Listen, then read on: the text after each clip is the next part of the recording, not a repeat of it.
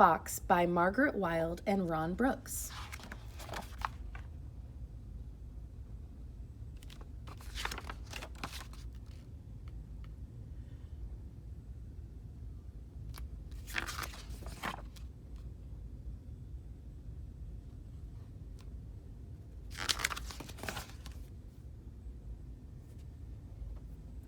Through the charred forest, over hot ash, runs Dog with a bird clamped in his big, gentle mouth.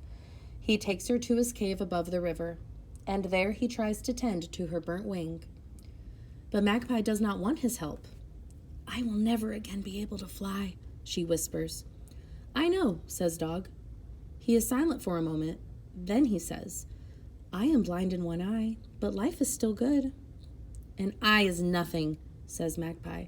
"How would you feel if you couldn't run?" Dog does not answer. Magpie drags her body into the shadows of the rocks until she feels herself melting into blackness.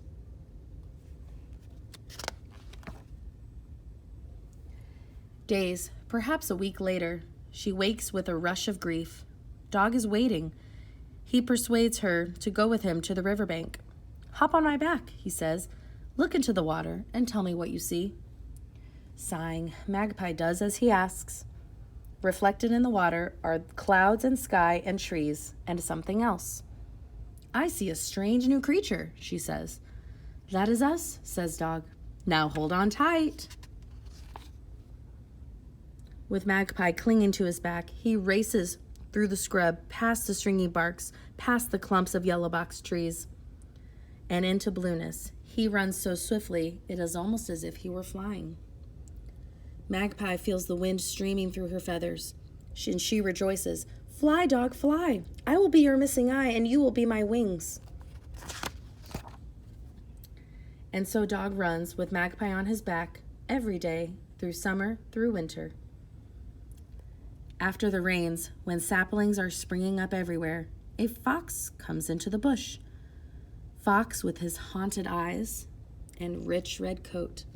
He flickers through the trees like a tongue of fire, and Magpie trembles. But Dog says, "Welcome, we can offer you food and shelter." "Thank you," says Fox. "I saw you running this morning. You looked extraordinary." Dog beams, but Magpie shrinks away. She can feel Fox staring at her burnt wing. In the evenings, when the air is creamy with blossom, Dog and Magpie relax at the mouth of the cave, enjoying each other's company. Now and again, Fox joins in the conversation, but Magpie can feel him watching, always watching her. And at night, his smell seems to fill the cave, a smell of rage and envy and loneliness.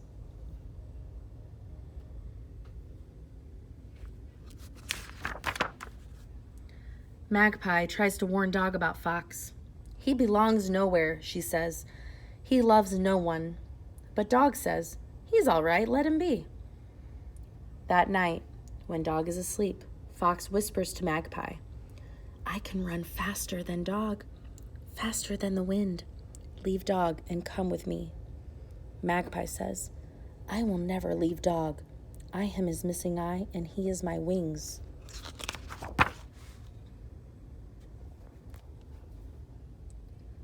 Fox says no more that night. But the next day, when Dog is at the river, he whispers to Magpie, "Do you remember what it is like to fly? To truly fly?" Again, Magpie says, "I will never leave Dog. I am his missing eye, and he is my wings." But later that day, as Dog runs through the scrub with Magpie on his back, she thinks, "This is nothing like flying. Nothing." And when at dawn, Fox whispers to her for a third time, she whispers back, "I'm ready." While Dog sleeps, Magpie and Fox streak past the coolibah trees, rip through long grasses, pelt over rocks. Fox runs so fast that his feet scarcely touch the ground, and Magpie exults, "At last I am flying. I'm really flying." Fox scorches through woodlands, through dusty plains, through salt pans, and out into the hot red desert.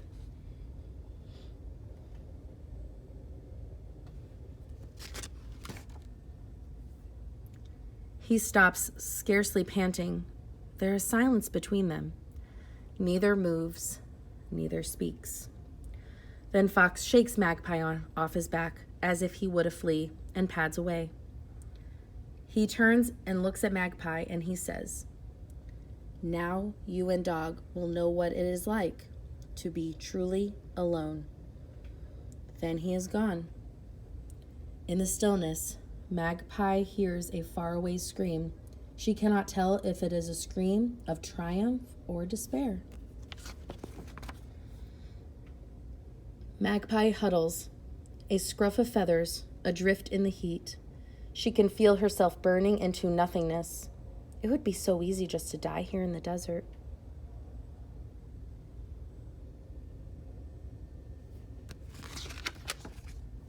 But then she thinks of Dog, waking to find her gone. Slowly, jiggity hop, she begins the long journey home.